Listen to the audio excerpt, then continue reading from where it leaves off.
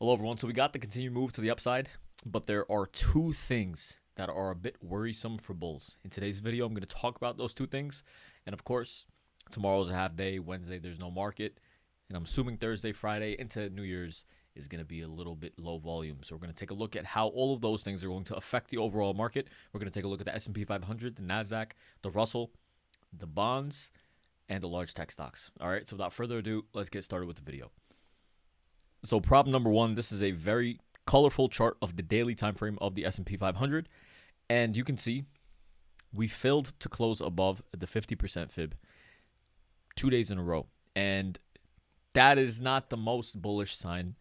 It's not bearish, but this is one of the problems. We wanted to, essentially I was saying this area between the 50 and the 618% fib is going to be an area where people that went long on this dip are going to take some profits, okay? The fact that we had trouble, basically we rallied to this level into the close, right?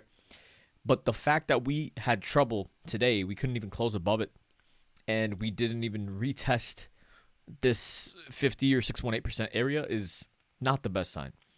So this is just generally, like, this is going to be a very, very important level of resistance. The longer it takes to break above this, ideally what bulls want, you want a nice rip to the upside already. We haven't gotten that yet.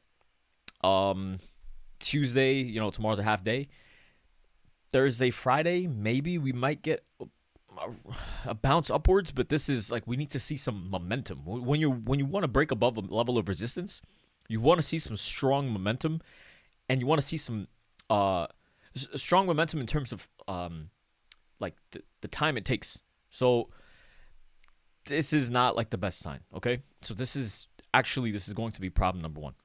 Problem number two, not as immediate, but it is sort of an issue. So what we were looking at is the junk over the TLT. This is a daily time frame.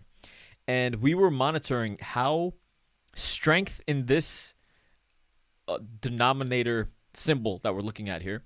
We're looking at the ratio of shorter term crappier bonds over the TLT, which is the longer term 20-year bond, which is a higher quality. So when this starts to rally like this, generally what ends up happening is it shows weakness in the overall market. What ended up happening on December 19th, right? So if you look at December 19th, this marked a lot of weakness in the overall market. And then the next day, the market tumbled even lower. So on the 19th, right, let me just show it on the ES cleaner. On the 19th, right, this is the day that that junk TLT ripped upwards above the highs. This is what ends up happening. So we had an even more red day, and then that morning, we ended up, this is the SPX now.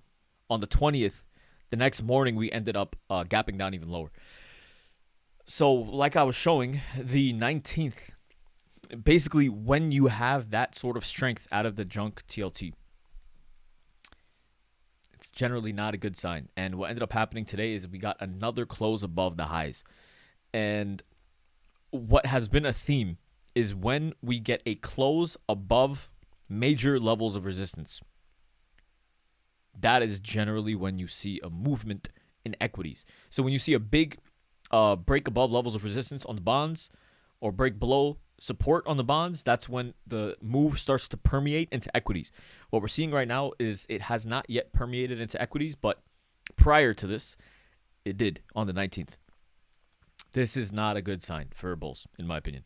And that coupled with the fact that we're not breaking above the 50% fib, these are things to start either at least being cautious about being long here. Like newly longs, it's time to start being a bit cautious based off of the bonds, based off of just the equities price action. Thankfully we went long, but if you're not long from the 580s, you would want to wait for a break above these levels of resistance before trying to go long, because here is where This 50%, 618% fib area right here, this is where people are going to want to start going short. That's my thought process so far. That's what we have so far. And based off of what occurred the last time the bonds were ripping to the upside, this is what ended up happening. So it's sort of similar. We were stagnating at a level of resistance the last time, and then the bonds ripped upwards, and they started to show strength, and the equities tumbled. So we haven't started to chop around at resistance. It's only been 2 days of retesting, but the longer it takes here, the worse it is for equities, in my opinion. Now, a saving grace that we have is that NVIDIA and a few of the large tech stocks started to do really well. So I was showing how yesterday NVIDIA looked very, very good. Clearly, you can see that it bounced. It had a monstrous green day. It's up almost 4%. Clear-cut bullishness. This is good. This is bullish. AMD also showed a lot of strength. We reclaimed this downtrend line. Like I was saying yesterday, it never, ever, ever makes sense to go short into weakness like this. I was showing you guys how yesterday AMD was down 30% since this move lower. Does it make sense to start going short just because we're below a trend line? No. And that's why, it popped. It's up 4.5%. It's up a higher percentage today than NVIDIA is. And, you just never go short into weakness. Regardless of how much weakness you see, you can't get manipulated by price action. You have to think about in terms of risk reward. Does this make sense to go short? No. Does it make sense to start leaning long? Absolutely. That's what I was basically showing. So we're seeing a saving grace out of NVIDIA, out of AMD. And what's interesting is all of the large tech stocks that I was showing were either bullish and bearish. They continued as well. So I was showing how Amazon was bullish. Amazon continued up a bit. Clearly not like weak, right? I was showing how Microsoft was bearish. Microsoft was one of the only large tech stocks today that was bearish. And it clearly, I was saying how Microsoft is that friend that your parents don't want you to be friends with. And this is sort of the setup. Microsoft just looks garbage. It does not look very strong, but it's holding support. Maybe once the rest of the large tech stocks start to show some strength, Microsoft can catch a bid and it can follow through as well. But Apple showing that strength continued to show strength. Google was strong. I was showing how Google was strong. And Meta, I was showing how Meta was at a level of support. And we just algorithmically bounced off of this level of support almost perfectly. So these large tech stocks, they're not entirely bearish, except maybe Microsoft looks kind of garbage. And the crazy part is that NVIDIA and AMD are starting to show some strength now as well.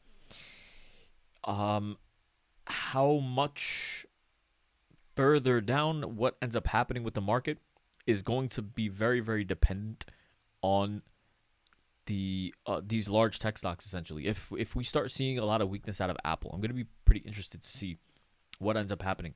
If we start seeing a lot of weakness out of Apple, if these winners start to do badly, is my thought process. So if Google starts to do badly, if Apple starts to do badly, we saw Tesla.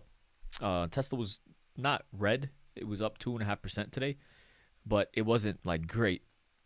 But I'm interested to see like if these large tech stocks, we could also take a look at Netflix. Netflix is also green.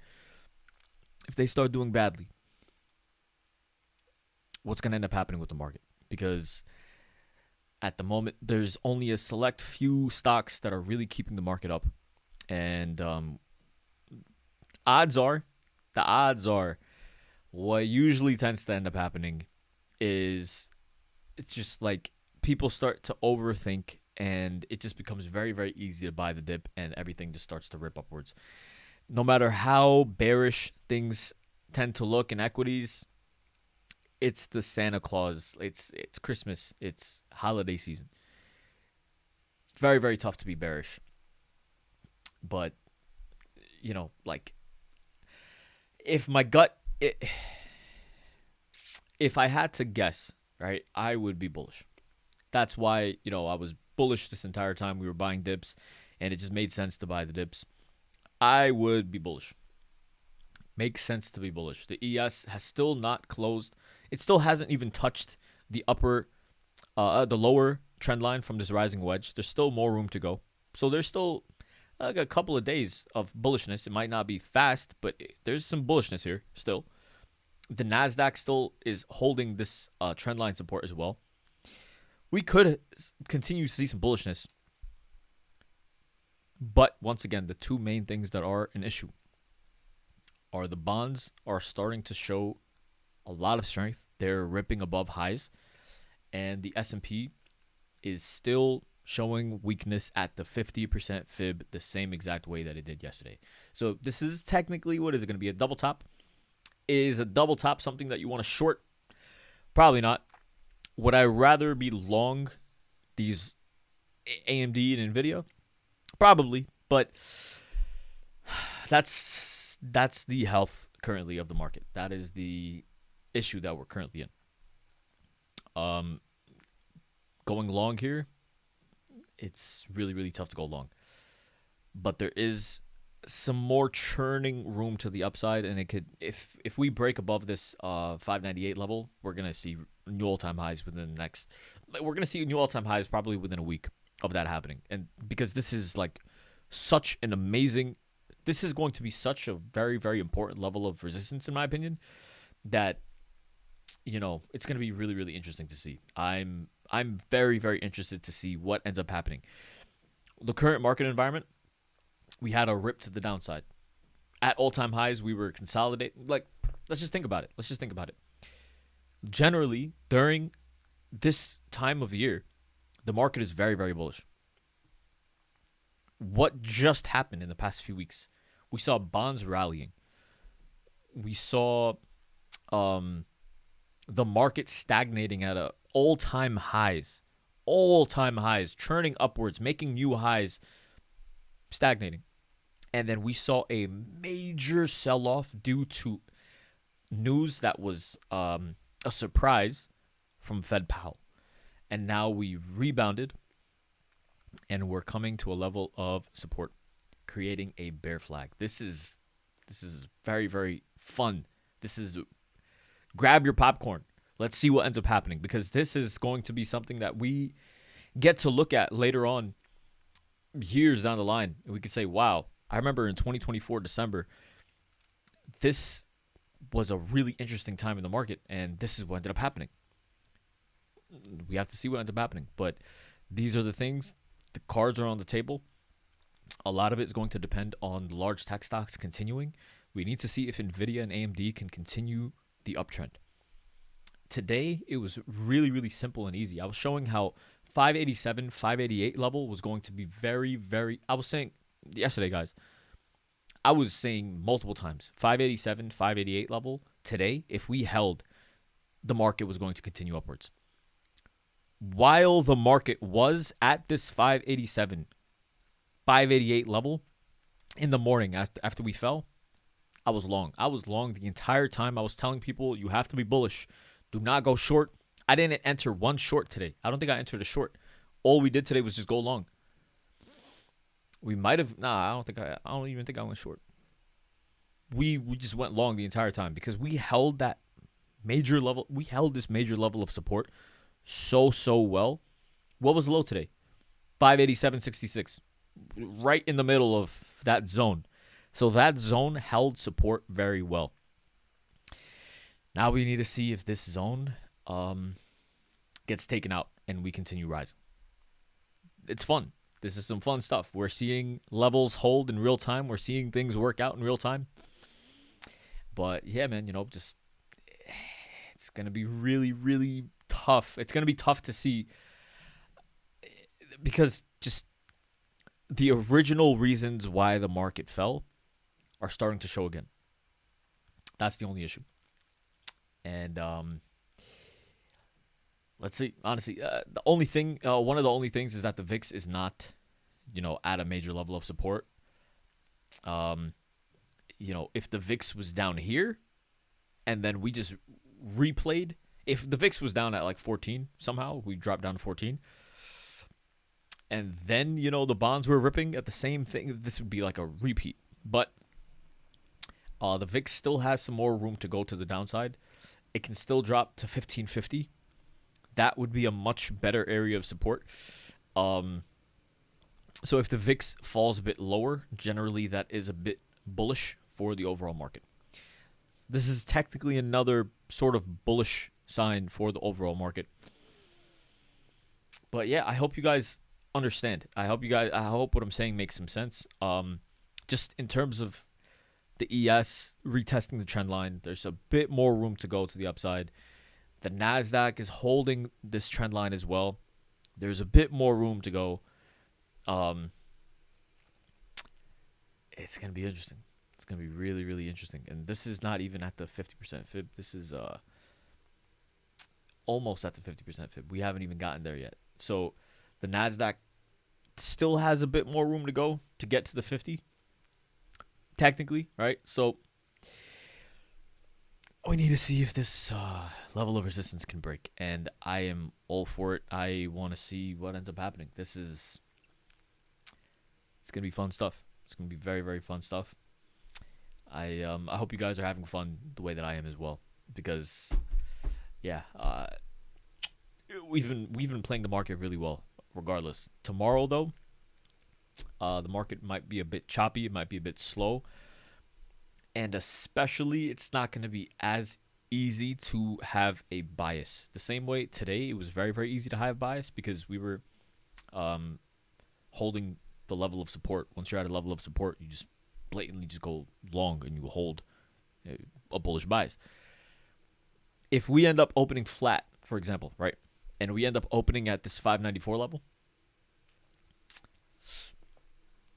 we're at a level of resistance. Do you want to start leaning short?